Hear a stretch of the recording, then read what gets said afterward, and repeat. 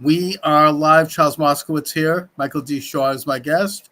I also want to thank TikTok for joining me live.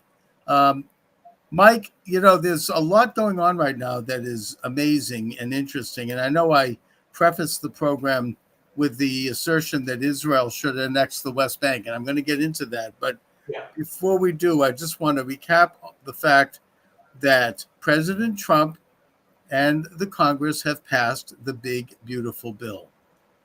And that is That's right. It's a glorious thing to watch. It was very tight, but they pulled it together. Mike Johnson did an overnighter to get it done. He actually flew people into Washington to get the votes that they needed to get.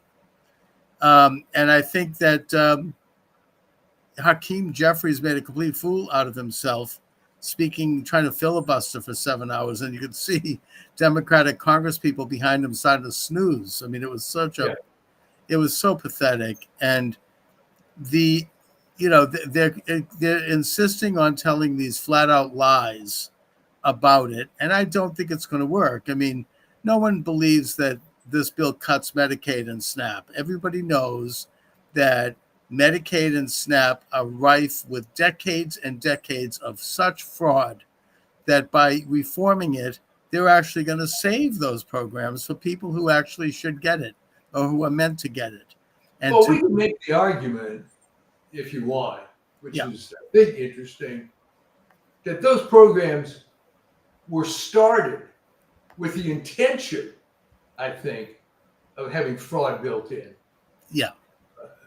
And built in is one thing, and that's sure, but I mean, and certainly the far left view them as an attempt to redistribute wealth and transfer government control over things like healthcare to the government. I mean, and in a sense, this bill calls them on that and says, hey, this program was sold to the American people in terms of Medicaid and SNAP as something that was to help the truly needy in a time of need, which should be temporary, and that we could argue on to whether or not it's efficient for the government to do that or private sector. But the fact is that was the intent, the stated intention of those programs. And what President Trump and this bill is trying to do is say, fine, let's bring those programs to that ability by getting rid of those who should not be on it, especially illegal aliens. And the bill also brings up, it strengthens the border, it strengthens deportation, which is going to make their heads blow up. It takes on the Green New Deal and all of the fraud and the waste that involves. And it really is quite a comprehensive move. I mean, it's not perfect, but no tax on tips, no tax on overtime. I don't know if Social Security made it. Yes. Oh, it did make it. Yes. At least what I read. Good, because by the way, should elderly have to pay a double tax on Social Security? I mean, you work your whole life. For you young people out there, that's huge. I mean, because if you had been working, like a normal person at any kind of reasonable job, you're looking at benefit of a couple $1,000s a month, let's say. Right. And for that to be taxed as flat out income after it was already taxed. That's the point. Both on you making the money and the employer having to pay the payroll tax. So now this is the third bite of the apple that is finally removed. Right. It's a tax on money that was taxed going in, and it's money that was taken out of the working man's paycheck their entire working life. Here you reach, 63, 65, 70, and, them to tax it again. That tax, by the way, was put in the 1990s, and the senator that spearheaded that effort, and it was probably his only accomplishment in the Senate, was Joe Biden. I don't know if you know that. Yeah. Well, no. I mean, that was ironic, is that the only thing that he ever did was negative. Other than that being, just a target to get more tax revenue, what a way of screwing people over, because okay, I mean, by the time I got Social Security, well, yeah, you knew it was going to be taxed. But Right. imagine being on some sort of fixed income, having that coming in, and then lo and behold, you discover that this amount of money was going to be taxed. It was really rotten, and also we've been told now for decades that the Social Security system is going to go bankrupt. Well, now it's a chance to finally, after all that blather, we finally have a bill that directly addresses that by Yeah. removing billions of dollars. Apparently, the FBI is investigating of Social Security checks that have gone out to phantom figures overseas. They Well, don't I even mean, know who these people are. the reason I made that comment earlier about how many of these programs had fraud built in from the beginning, uh, because you would think that it was too obvious. It had to be written in such a way. I know a little bit about Medicaid, and I'm telling you that there's no way that that makes money for any provider. All right. The Right. the only way, and well, here's the best example. If you're operating some sort of Medicaid only clinic, and they do exist, the only way you can make a profit in a situation like that is you have to see around 250 patients per day. All right. Mm-hmm. I had a friend years ago that I met at a gym. He was an ear, nose, and throat guy. And I went out to lunch with him once. We went back to his office, and he had this check framed, and he had it on the wall. And I said, like, what is that? It was a check for like, I think $9.30, something like that. That was his reimbursement Oh man. for doing a tonsillectomy.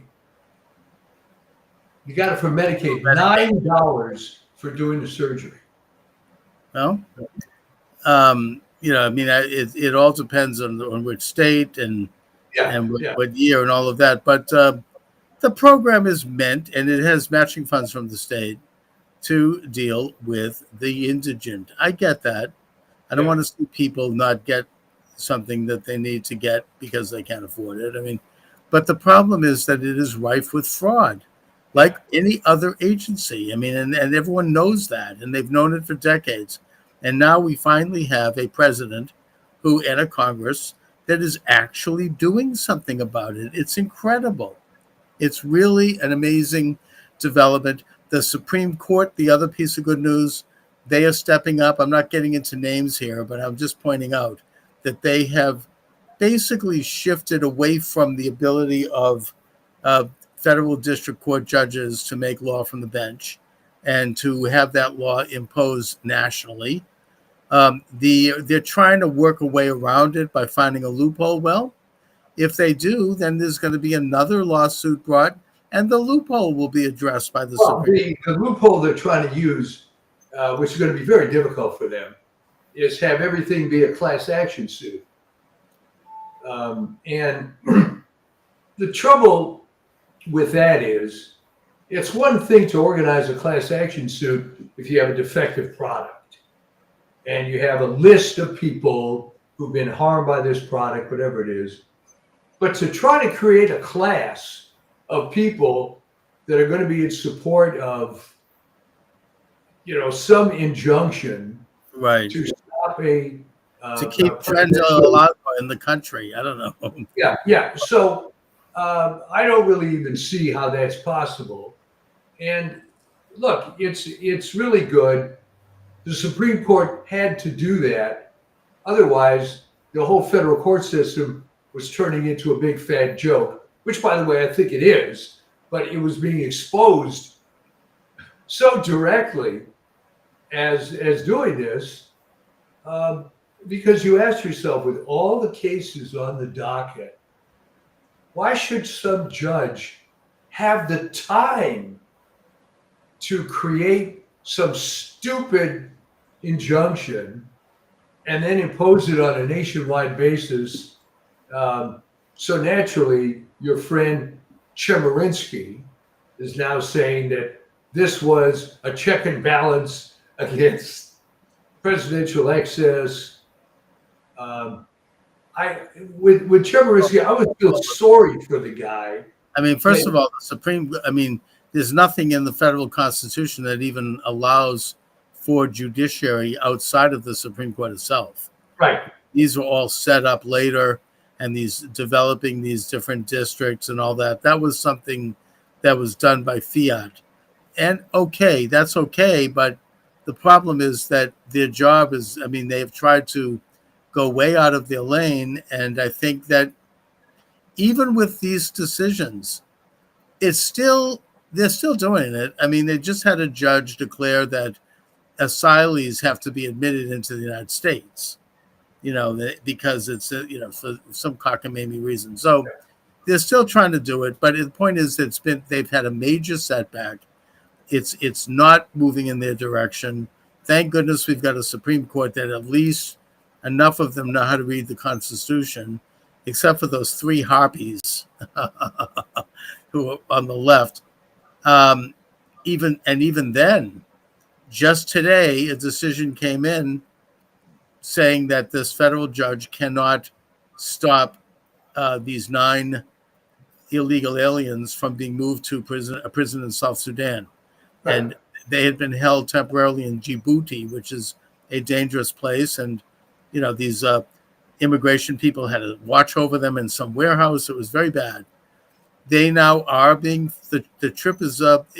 They're going to be sent to South Sudan, which is, of course, the priority of the president and the Secretary of State. And there were only 2 Supreme Court justices that tried to go against that. Apparently, Elena Kagan actually has some shreds of integrity. But well, of the 3 harpies, she's the one that's almost coherent. But the other 2, oh God, it's absolutely pathetic. And as you know, for goody two shoes, Amy Barrett, to write that blistering dissent against Jackson was it surprised me. But I guess it got to the point that she had to say something. How embarrassing can it be for somebody who really is a legal scholar to have this imbecile as a co-justice? That's got to be very depressing. Oh, I think that she's not respected by anybody in that court. Yeah. I mean, it's an embarrassment, and it's obviously a DEI hire. I mean, that even Biden himself admitted that. He said, I'm going to bring in a black woman, right? That was the main qualification. Well, the 2 biggest DEI hires of all time, I think, were Ketanji Brown Jackson and Claudine Gay. And Kamala Harris. Yeah.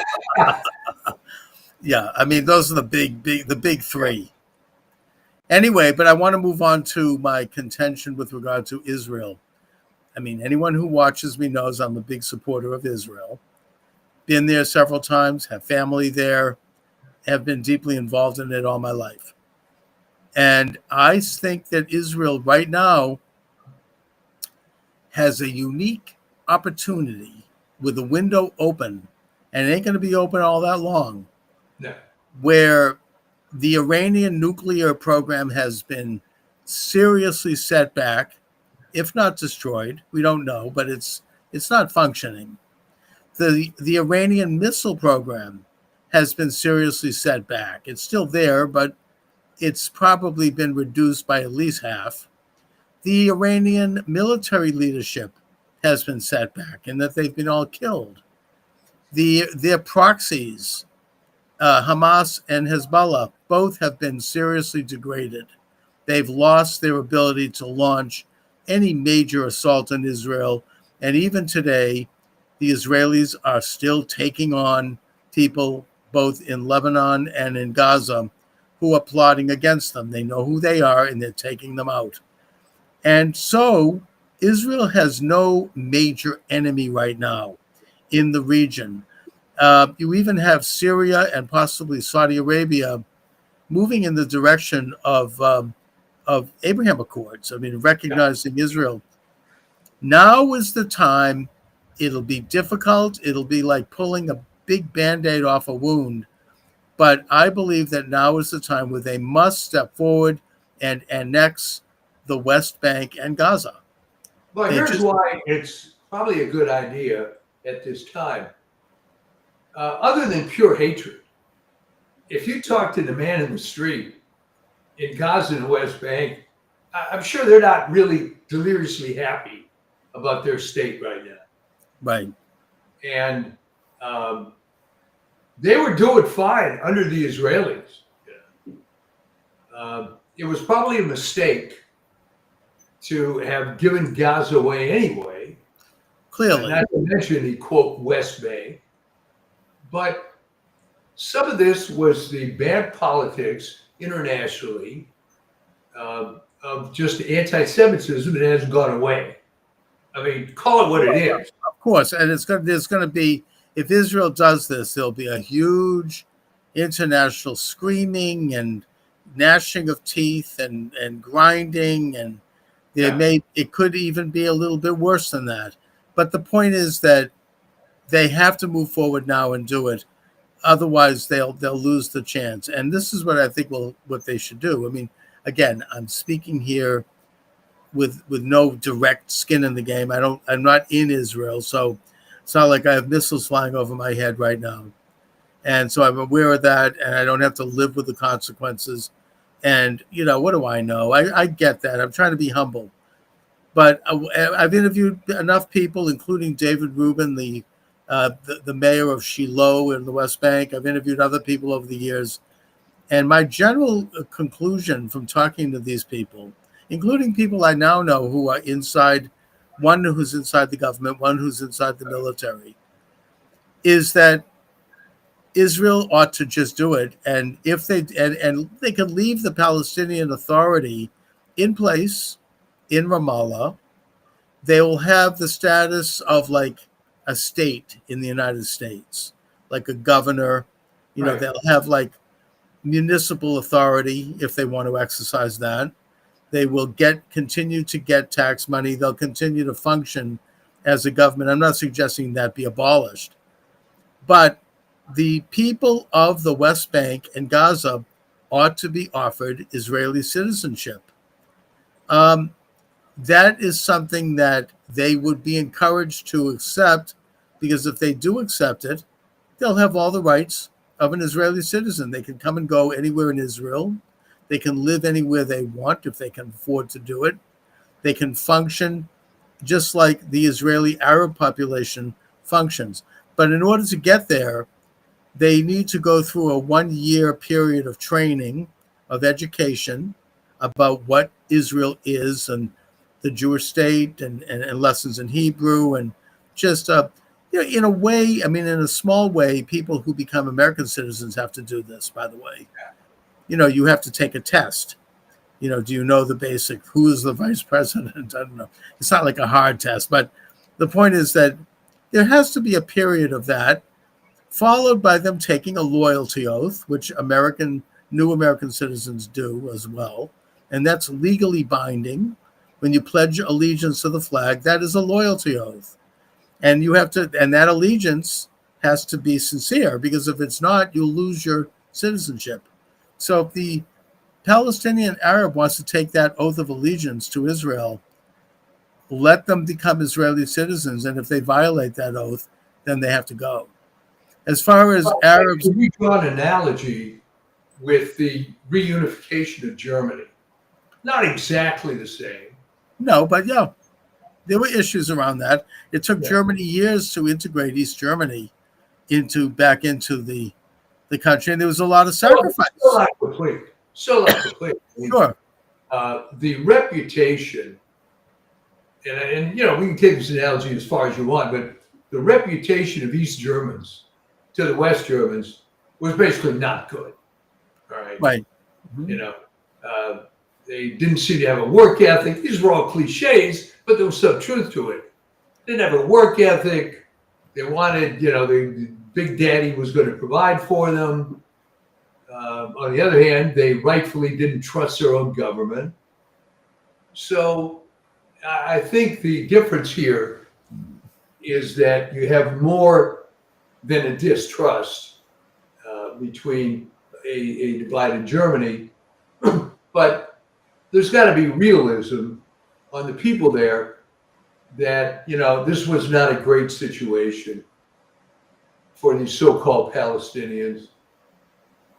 And maybe it's just time.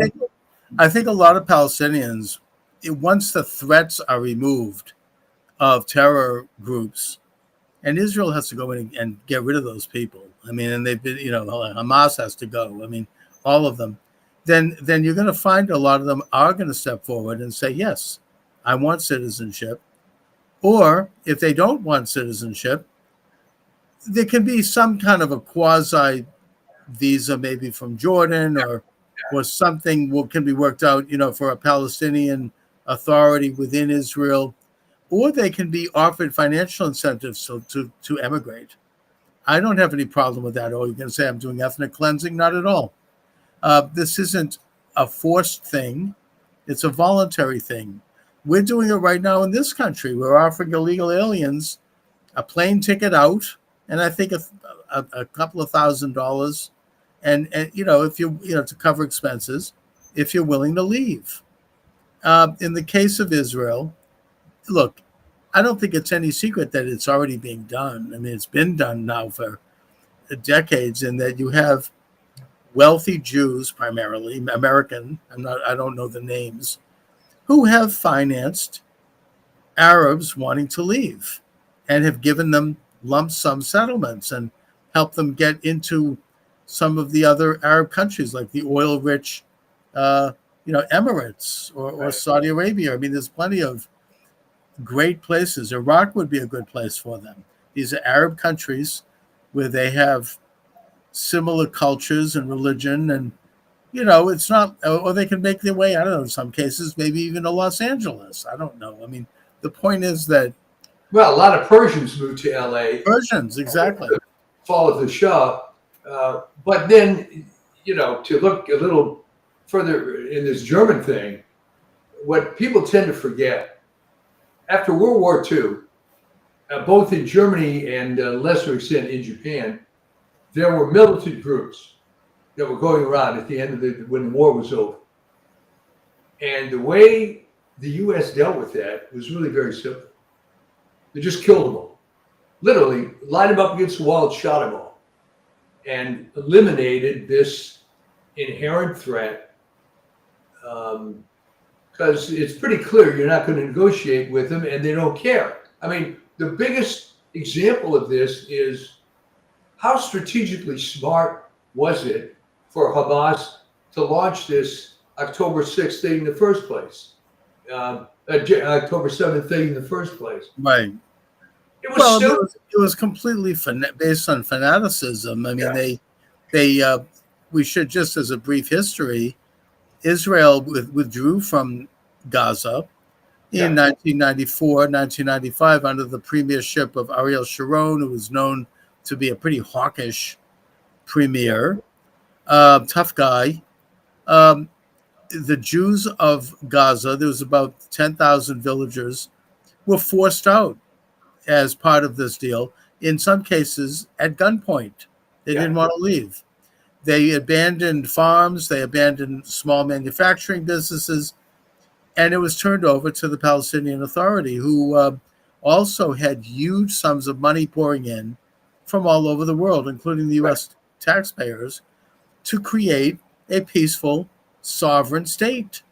Look, when you see pictures of Gaza, you see that this is not a poor city, even now. I mean, these houses of these great villas and mansions all along a beautiful beach property, they could have turned Gaza into Singapore if they had wanted to, or Hong Kong.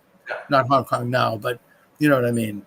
I mean, they could have really created a very prosperous state, and Israel at that time was looking at giving them more, Jericho had been turned over.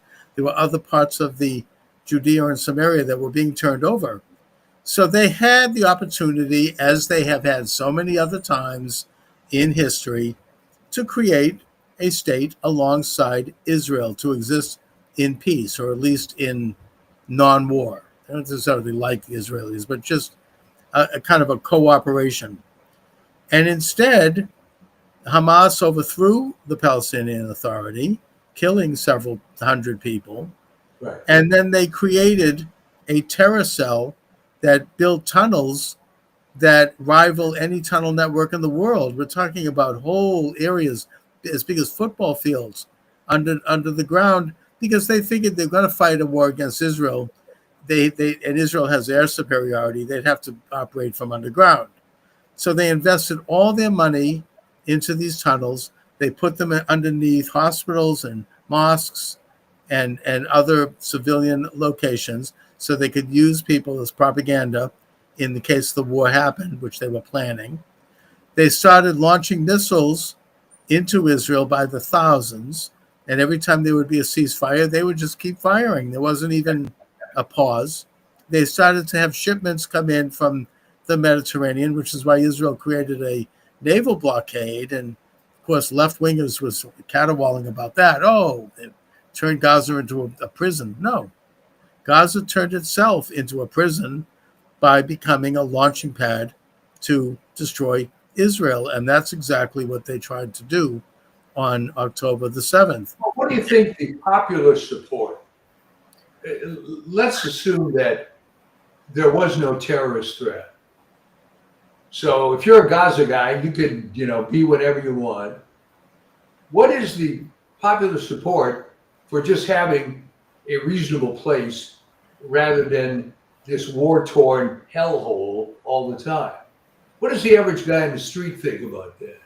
Well, my answer to that is anecdotal, in that I spent several months in Israel myself, working as a laborer at a spice factory near the border of Gaza. Right. This was in 1988, 1989, around that time. I have a cousin who happens to live there, and he invited me. Right. And in that factory, you had about half of the people were Israelis, and the other half were Palestinians who would come into Israel to work there. Yeah. And they got along pretty well. I mean, sometimes they'd play practical jokes on each other. They didn't really socialize with each other, but everybody kind of got along pretty well. And I was told by my cousin, who was also the foreman at the factory, he said, don't hang out too much with the Palestinians, hang out with the Israelis, and don't talk politics, don't talk anything, religion, don't mention. And of course, I didn't really listen to him. I hung out with the Palestinians. I talked politics, being the kind of dumb American, kind of naive. Yeah. I wanted to know what made them tick. And my conclusion was that, generally speaking, the Palestinians admired Israel. They liked Israel, and they liked Israelis, and they were culturally kind of Israeli. You would find that Palestinian Arabs are a lot more like Israelis than they are like Iraqis, right, or Egyptians. Yeah. But they also wanted to have a sovereign state in Gaza and the West Bank. And at the time, I understood that and agreed with it. I'm like, sure. I mean, if you like Israel, you're willing to live peaceably with Israel, you're willing to come in continually, you want to work here, why not have a sovereign state? I get that. So I think that they represented, and again, this is anecdotal, I think they represented the average Palestinian, the average Gazan on the street. This was, the kind of the view. So can you draw an analogy with the province of Quebec, where they want to stay, quote, French, but they want to be part of, most of them anyway, part of Canada, but they have their own identity. Is that something that could work in the same sense? As you said, that would be a separate state, separate province. Like that part of the Canadian Confederation. Yeah. I think so. I mean, it's not the same exactly, but yeah, I mean, they do have a sense of nationalism, even though they don't have a history of nationalism. I mean, the Arabs, that Palestinian nationalism is a very new thing, and I think it's primarily driven by anti-Semitism. But that's beside the point. The fact is that for however it happened, they do have this sense of nationalism, and that I think that it would have to exist within Israeli citizenship, with them being like Quebec is to the national Canadian Well, Confederacy. the Quebec thing is that, at least from an American's point of view, and I've been to Canada a lot. They seem to want to be a little separate, but part of it. There's not a whole lot of love lost between, let's say, Quebec and Ontario, right next to each Right. other. And they have a different religion, they've got a different language, they've got a different culture, and they want to maintain that. I mean, I understand that, and that's okay. I mean, they're not necessarily, I don't expect the Palestinian Arabs to become Jews. I mean, that's not likely. And I don't expect them to stop speaking Arabic. They have a culture and they are inside Israel's territory. So, they can become like a kind of a subculture with Yeah, municipal authority. They're never going to be, even in the most liberal fever swamp of an imagination, there will never be a completely sovereign Palestinian Arab state west of the Jordan River. Because if there were, that state would have a military, that state would have its own foreign policy, that state would have complete freedom, and that can't happen right. because it won't work for Israel. I mean, the proof is Hamas taking over Gaza. The proof is these terror groups inside of the West Bank who are teaching, and that the Palestinian Authority teaching their children in textbooks to kill Jews. I mean, it just won't happen. I mean, experience, if it, it's kind of like people who are very utopian. Oh, I mean, they're like, oh, well, we should all live in peace. Really? Well, fine. Someday, if that's the case, then yes. But that's not going to be the case anytime soon. I was at a Jewish education seminar about a year ago in New York, and one of the guys at the lunch table said, I have spent many years working to help the Palestinians. This is an ultra left guy, obviously. Yeah, of course. I've been helping the Palestinians have elections. I'm helping them learn how to vote, and I simply made a mild statement. I said, what happens if and when they vote and they elect Hamas? And he was so upset, he got up off the table and left. He didn't want to answer that. No, of course not. No, I mean, the point is that's what, what I mean? These liberals will we're going to have all this money pour in and these industries, and we're going to coach them, and we're going to have education, we're going to have sociology, we're going to have this, we're going to have that. And then finally they'll be ready, and they'll be ready to have a state. I would tell you that if that happened, then the very next day Hamas would take over. I don't care how much, money is poured in, how much benefits are given, how much education, all of that would be out the window within a day if they were given sovereignty. So it's just, that's my opinion about it. Well, you're right. It's human nature. I mean, take a look in the U.S. at the Democratic Party. It's completely dysfunctional, doesn't stand for anything that is useful. What is their platform? They're in favor of illegal aliens, trans people. They want illegal aliens, ruled by judge's decree, and sex change surgery for children. Right. I mean, can you name anything else that they stand for? So by the same argument, what if you had unlimited money and you went to these liberal bastions and you talked to the Tim Walzes of the world and try to convince them that no, their philosophy is wrong? It's not going to work. No, it's not going to work because I remember I was, I think, a freshman in college, and I was talking to a guy who was a liberal, older guy. But he was, you could see he was one of these frustrated liberals because he was beginning to see this is the era of the war in court and all this crap coming through, affirmative action, the Miranda decision, et cetera, et cetera. So he was a little frustrated with what was going on. Right. And then I told him about, I didn't mention the organization, but the 3 planks of the John Birch Society, which were impeach Earl Warren, the so-called Liberty Amendment, which was basically reform of the IRS, and get the U.S. out of the UN. Pull out of the UN, yep. Yeah. And he thought, well, that's not a bad idea. And I said, well, that's the John Birch Society. The guy's head exploded. Right? So the trouble is, and I wrote about this months ago, and we called it the model UN, they're imbued with these ideas, and it doesn't matter that they don't work. It's what they learned when they were 14 years old or younger, and this is their ideal model. And the fact that it doesn't seem to work in real life doesn't matter because, that's what I am. It's not going to, it doesn't, there's no rationality. I mean, you listen to some of these speeches against the big, beautiful bill. I mean, I've been following some of this.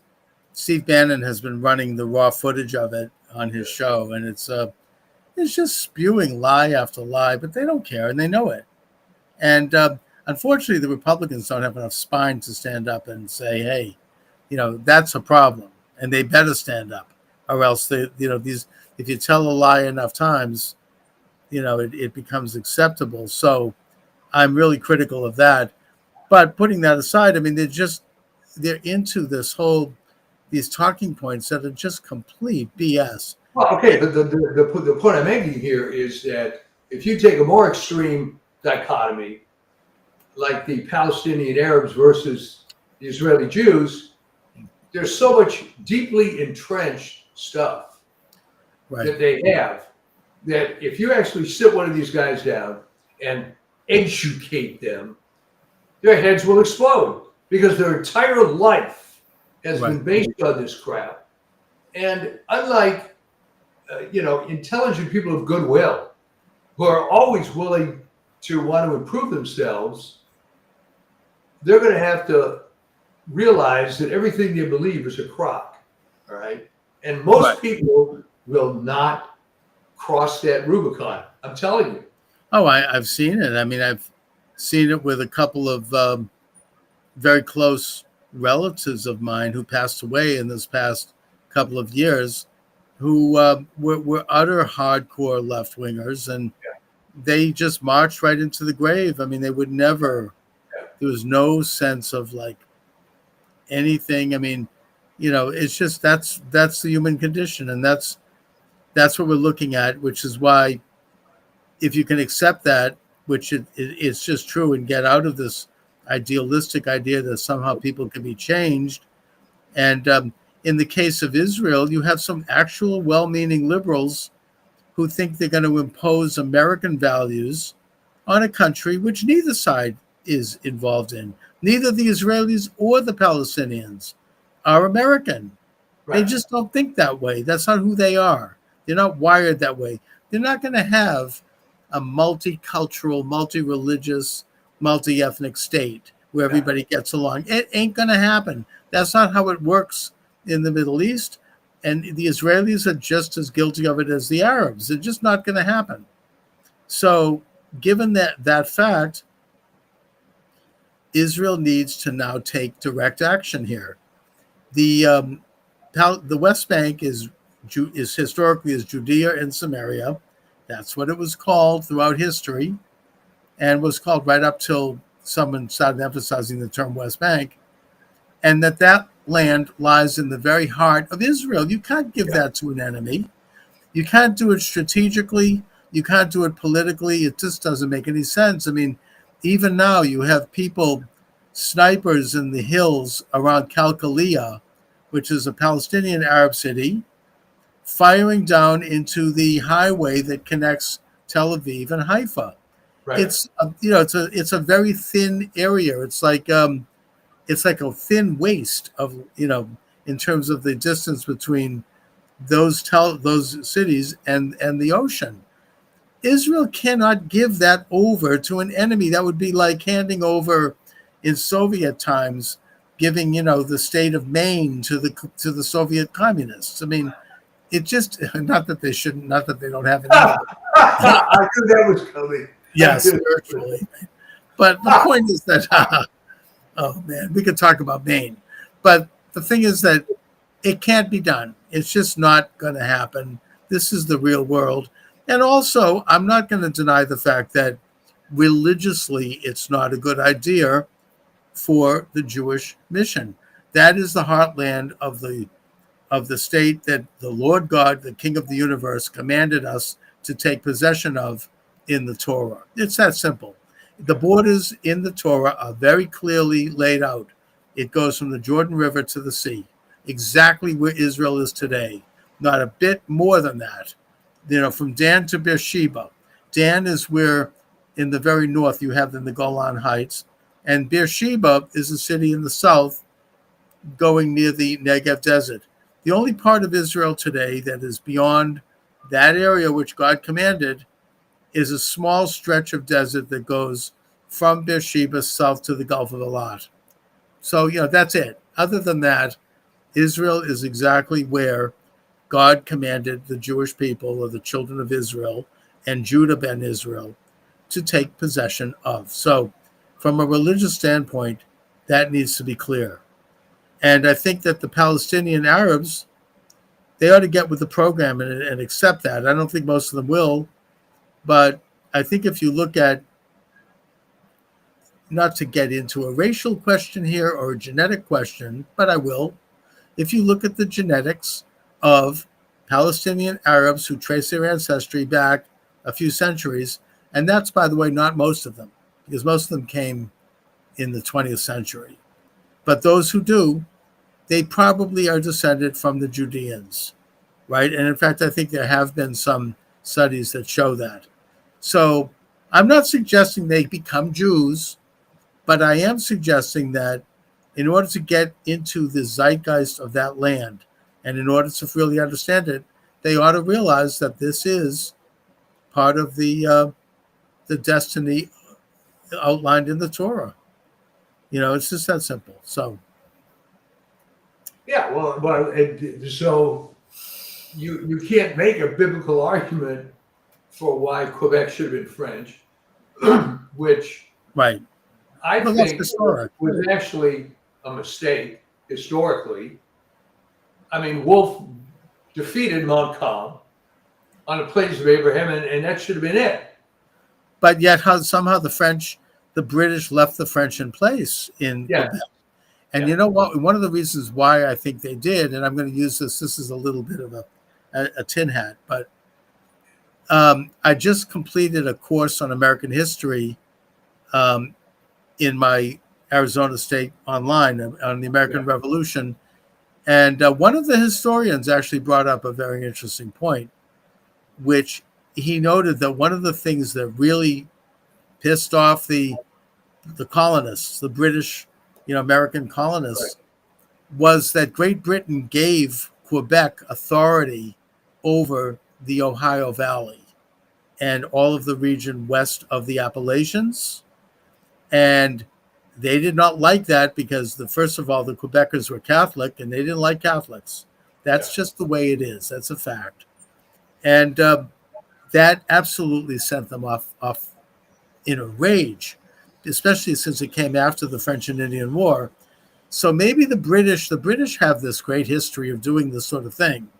They did it in India with the Muslims and the Hindus. They did it in Israel with the Arabs and the Jews. I mean, they would divide, and they would then divide and conquer, keep everyone off balance so that they could conduct this huge international empire from this little tiny island off the coast of France. And I think that they might have figured they're going to keep the British Americans off balance by giving the French Catholics a measure of power. It sort of was. When they started doing it to themselves, it backfired, right? When they it always does backfire. I mean, that's just the way it is. But the French were not interested in becoming a part of the American Revolution, right? Montgomery went up there with troops, and he ended up getting a shot in the neck. I mean, Yeah. it was the first real loss. This was, I think, even before Washington had taken command. Yeah. They just were not on board. They didn't want to have anything to do with it. And so they were, in a way, very pro-British, even though they were French. They had cut some kind of a deal with the British that the British were, again, they were very strategic. I mean, they looked at everything, how do we preserve our empire? And I think that had a lot to do with why the French continued to develop their own culture there. So that, but that explains that the logical thing to do would have been to just decree that Quebec was going to be English, and that was that. But I think that happened also, but they left the French Catholic Canadians in place to an extent that they could work with them and create this kind of division to preserve their place in North America. But that tension was always there. And what really happened through the 1960s, Quebec changed from being the most Catholic place in the world to the least in about 10 years. How did that happen? I don't know much about that. Well, there were a lot of factors, but Vatican II made some of these people realize that they had a choice or a conscience or whatever. And when Vatican II came out, a large number, more than would be expected, of clergy left the church. And various lay people did. So you could go to Montreal and you could see all these cathedrals and churches, which are, architecturally, they're there, but there's no one inside. And it was phenomenal. And people don't talk about this very much because it was just so awful and so destructive. But it was all part of this tension that was, I think, as you say, originally set up by the British, just embedded itself. And it just was going to break at some point because I can't speak for everybody who was there back then, but I don't know that they were really all that Catholic anyway. It was more of an identity. But then... Well, in a way, Catholicism can be used as part of a national movement, like the Irish or the Polish. I mean, the church became... I actually had a great conversation with a young woman who's doing a doctorate at Boston College, which has one of the world's most definitive archives of the Irish Revolution. Yeah. And she said that she's studying with this priest and with other people as her professors, and the subject matter is how the Catholic Church played a central role in the Irish liberation movement and eventually Irish nationalism. Yeah. So, and I think the same thing is true in Poland. So I don't know about with the French Canadians, apparently not, but they do have a pretty strong nationalist movement. Was it 1962 or 63 that Charles de Gaulle went to Montreal and he famously stood up on a balcony and he yelled out, "Vive la France, vive le Québec libre." And people were starting to cheer, and the French government was so upset and so angry that they literally arrested him and hustled him back to France within immediately. They just got him out of the country. But that kind of launched this French national movement in Quebec.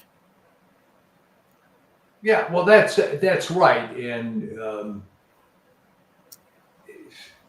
this French identity. But of course, the joke was that during World War II, you didn't see them line up and enlist to fight for dear old France. I think it took on a life of its own, Right? And of course, the example that's always used is if you go to Quebec, the sign says arrête instead of stop. If you go to France, the sign says stop. All right. So. Oh, I know the Quebecois. They even have a French word for like hamburger and hot dog. I mean, everything has been Frankified unless you're an American tourist, in which case they'll talk English. But if you're a Canadian visiting, forget it. That's and there's all kinds of iterations you see in Montreal. All right, that you'll have an Anglophone Montrealer will go to a French district and will purposely speak with an awful accent in French just to get to the guy. I mean, I didn't believe this was true until I heard it with my own ears. Frankly, it was my cousin from Montreal who was speaking French since he was a little kid. So he goes into some store and starts talking in this horrible French. It was worse than what Jackie Kennedy spoke. It was an awful, awful accent. And I'm thinking, oh my God, it's true, Well, I mean, look, it's also a fact that the Jewish community of Quebec got in a lot of trouble because they tended to be Anglophone and they knew French, but they tended to be pro-Canada during the big controversy in the 1980s when there was a separatist vote.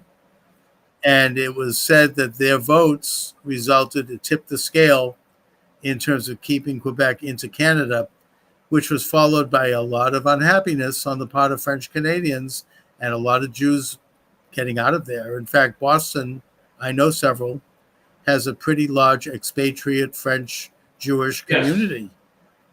They just left. I mean, there was some real unpleasantness. They were taking the wrong side. I mean, that's history. So there's always going to be divisions between people. And, we're not going to just hold hands and sing Kumbaya, but you've got to look at the practicalities of it. And these splinter movements are always going to be there unless you just get rid of them. I mean, if one of the viewers has a better suggestion for what should have happened after World War II than just freaking executing all these people, I'd like to hear it. Because there were little bands going around harassing American soldiers and whatnot. You don't hear much about this because it was just nipped in the bud. Right. No, it was just part of the mop-up after the war. I mean, that was, otherwise there would have been insurgency and there was talk of the Nazis going to a redoubt in the Alps and it would have just gone on and on. So, I mean, that was it was necessary to subdue the country or not. I mean, that was war. Israel has not done that in Gaza. In fact, there's now President Trump is negotiating a ceasefire that apparently is taking hold in Gaza. And of course, President Trump, being the great man he is, and he wants to have credit, Netanyahu is visiting on Monday, and he's going to say, I have negotiated a peace with Israel and Gaza. And no one is going to say no to it. What I would note on that is that if there is a ceasefire and they release, I think, at least 10 of the remaining hostages, then fine. But the problem is that the Gazans, everyone knows that they're not going to be able to keep it. They're going to, at some point, have to fire into Israel. They're just not. That's how it's always happened. Yeah. And when they do, hopefully after Israel gets the hostages out, that should be the cue for Israel to finish up. Anyway, so what's going on with the Substack? Well, we had a piece on there, The Myth of Journalism, which I go into some detail on how I don't think it really exists anymore in the old sense. Obviously, there's all kinds of other outlets, including what you're doing here. Mm-hmm. But the standard elite media has become just a shadow of itself. And you know what? It was never really that good. I find it so ironic that after this settlement between Paramount and Trump, these people writing, well, this is terrible. Look what CBS did.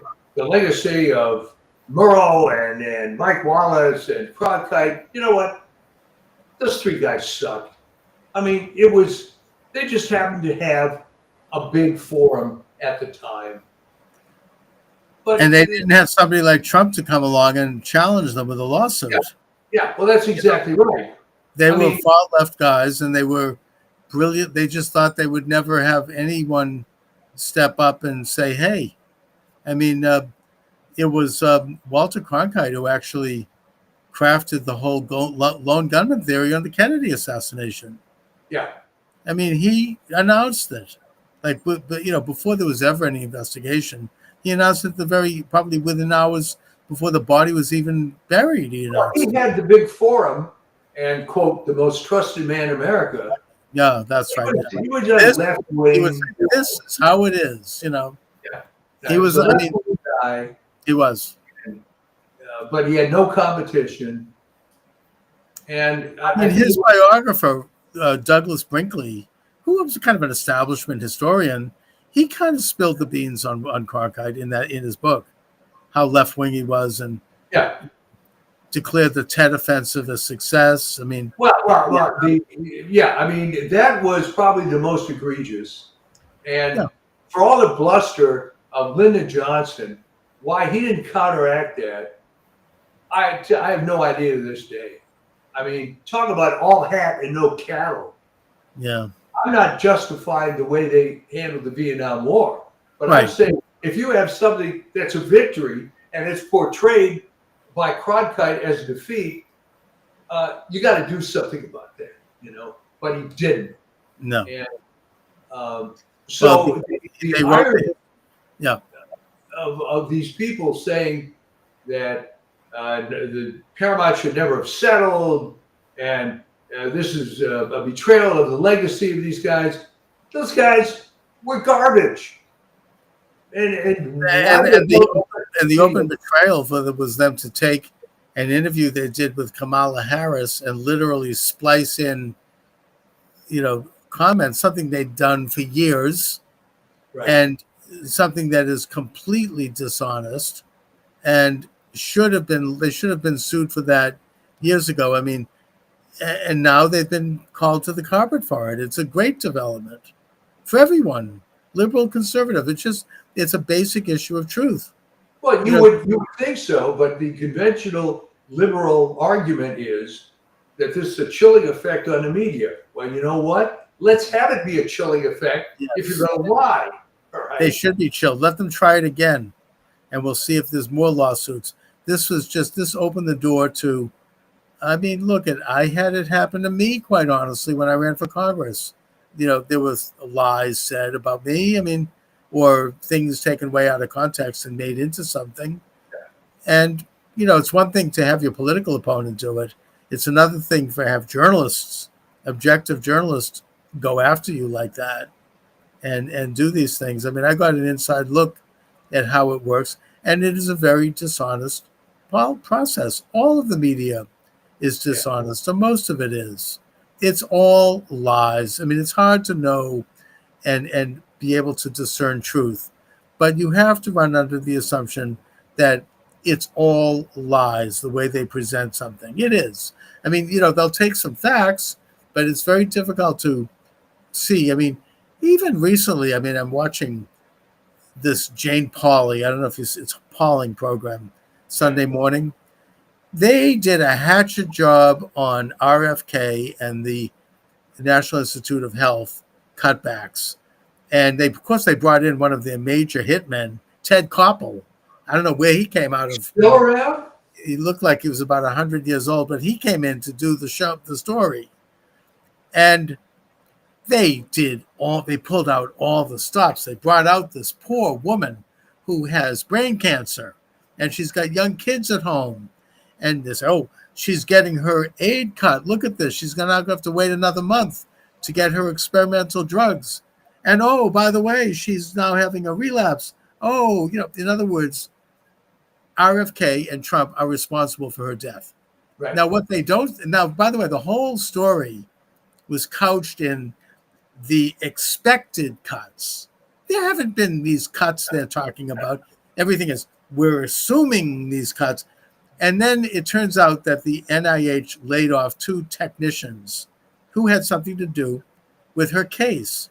Now, Ted Koppel might have brought up the fact that, and then Harvard does this, by the way, also. Rather than lay off people who actually are there working, who actually are part of it, couldn't they have laid off one of their non-essential bureaucrats, somebody who's not even a doctor, who's sitting in some office somewhere? No, there's 2 reasons why they don't get laid off. First of all, because they don't want to get laid off. And secondly, by laying off these 2 technicians who actually are working, they can use that as propaganda against Trump. Look what screws up. Harvard does this as well. They're cutting back $2 billion. Never mind the fact that that money goes to this enormous bureaucracy of non-teachers who are just getting fat off of it. Instead, they'll cut some program that everybody likes and say, aha, this is what you get for cutting back this agency. They wouldn't cut back. I mean, the National Cancer Institute has these annual conventions where they're spending $10,000 on hors d'oeuvres, and they've got, they're handing out, credit card, prepaid credit cards for parties. Okay, fine. They could do some of that, but maybe they might have cut back on that a little bit, just a little, instead of laying off these 2 technicians.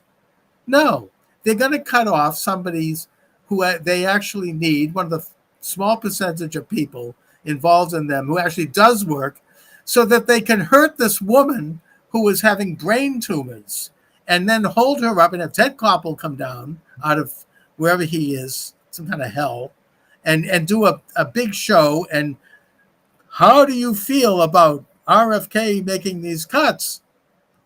I mean, talk about a propaganda hit piece. It is all lies. You have to ask yourself, and this is why it's all garbage, right? I mean, Ted Koppel is probably 90 years old. Yeah, about that.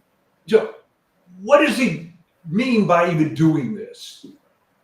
He's been a hit. They trot him out. He's one of these people to do these kinds of hits, and he's supposed to have gravitas.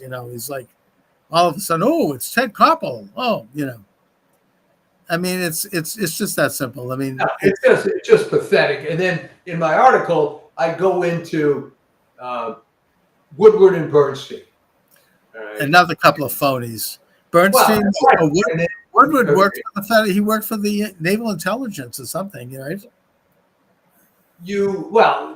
When Deep Throat was unmasked as Mark Felt, and then you start looking into, who was Mark Felt? Well, Deputy Director of the FBI at the time that J. Edgar Hoover died. So he naturally thought he was going to walk into that job. He didn't. So he developed this animus against Nixon, right? So he was only too happy to unload all this crap, some of which was blatantly untrue, to these 2 young reporters. Right. Why people but it was, there always has to be, it has to start somewhere. And why the hell Nixon thought it was a great idea, or his people, when he's leading by 40% in the polls, to break in to the DNC, and then these knuckleheads got caught in half an hour. I don't think Nixon even knew about it. Nixon was he was in Key Biscayne at the time visiting with so, and he happened to read it in the Sunday paper, and he's looking at this and he's going, holy crap, what's going on here? Yeah. I mean, how stupid. And that dominated the news for months. The stupid hearings with Senator Ervin. Oh yeah, I mean, it was everyone getting a fat face on television, and when did you? What did you know, and when did you know it? I mean, one of my favorite quotes from that was John Dean, who was probably the main figure behind this whole thing, and who's now a leftist, Trump-hating zealot. He, the day before he was to go to the hearings, he meets with H.R. Haldeman, who is still the head of the chief of staff.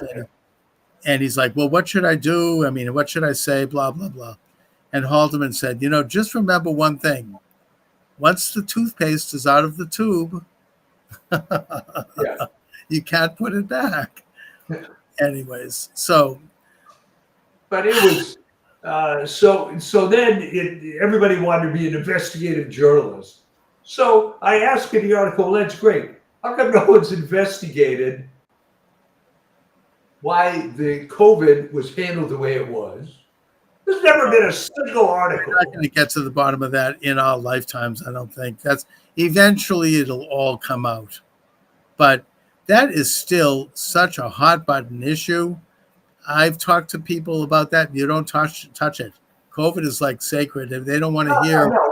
The reason it's a hot button issue is that especially people of my age were raised with Jonas Salk and the polio vaccine. So therefore, the technology, whatever the hell it was going to save lives. But now, when it gets to the point that before, I think, the age of 3, kids now have, 200 vaccinations? Maybe it's gone a little extreme.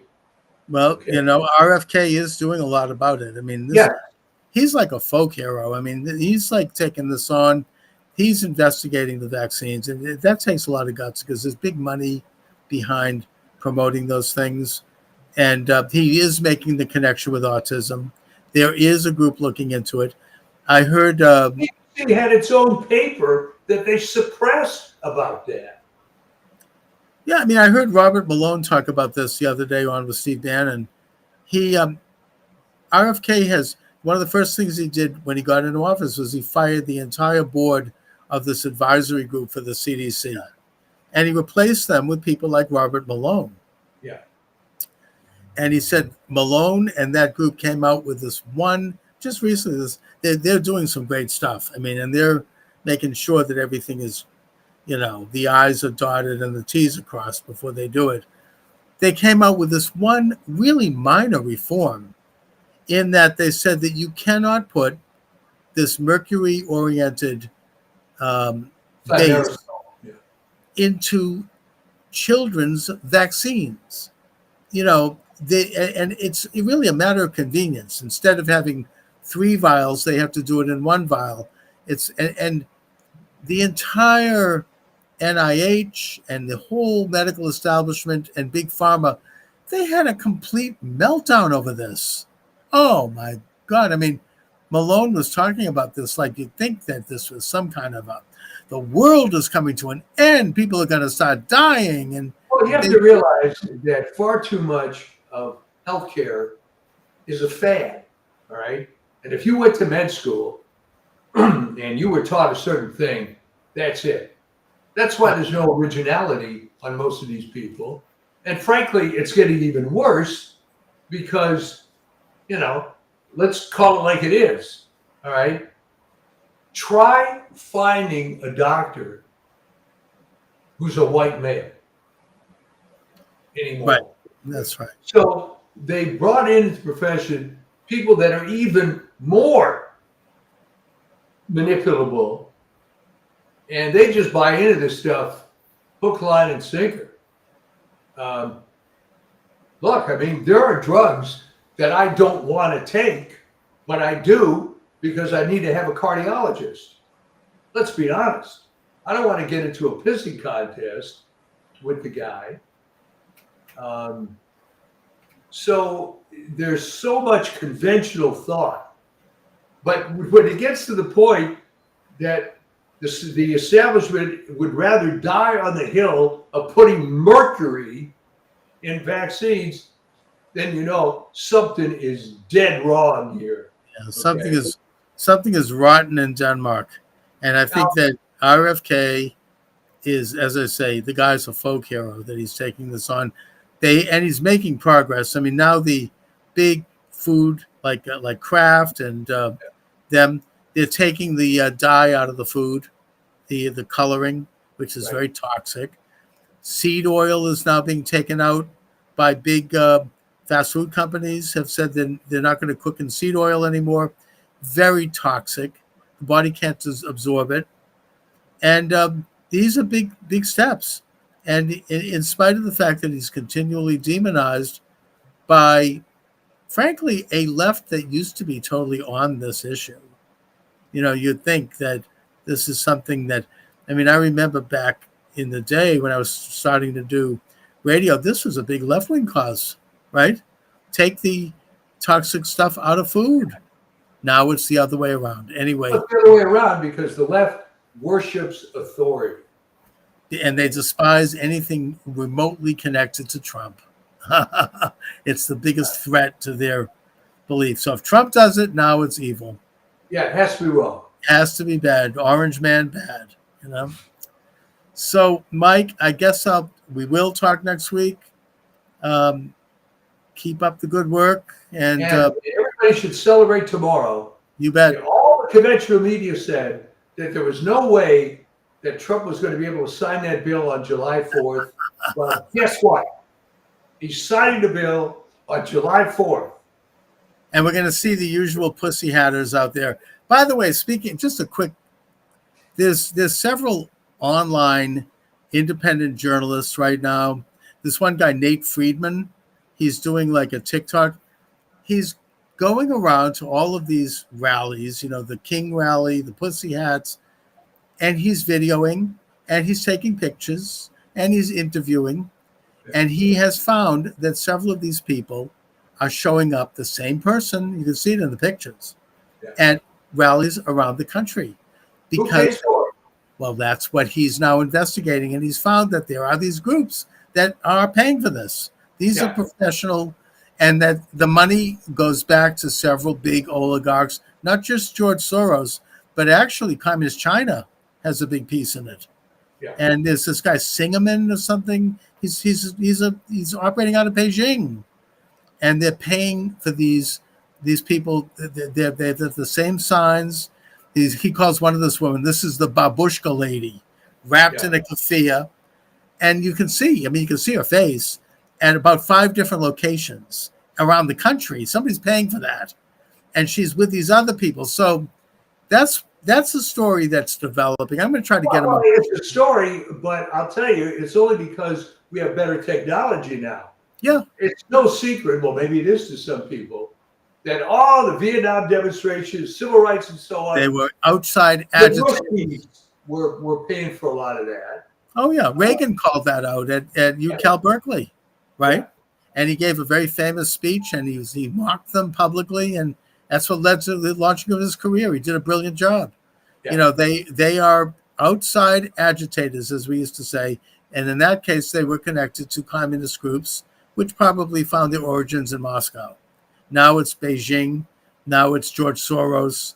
It's this international left. And it's the same people. I've seen them here in Boston. I remember seeing some of these people, these old hags. They were out there in the 60s. They were out there like at during the International Answer rallies. They've been, the Ruckus Club, the same people. They just keep regurgitating them, and they're just, you can see, literally are the same people. So you ask yourself, why does this guy have to be the one investigated? The whole elite media never touched this ever. Oh, but the thing is that they're not just Nate Friedman, but now there are several of these guys who are sort of independent street journalists. Laura Loomer is an example. Yeah. And they are making progress. They are really cranking it out. The mainstream media is just, they're not going to be able to, if they ignore them, fine. Who cares about them anyway? Yeah. They're making the rounds, and more people are seeing it and aware of it. And it's irrefutable. It's there. The evidence is overwhelming. So anyways, but it's all good news. Everything. It is all good. Well, I've never heard you say that before. It's extraordinary. I can't believe what's happening in this country. It's miraculous. I'm not saying it's not, the enemy is going to continue for every step of the way, but we are winning. We are winning. It's that simple. Yeah. God bless America. Right. So have a great holiday. Same to you. And we will re-up on this thing, and hopefully with even more good news. Indeed. Let's, God willing. All right, Mike.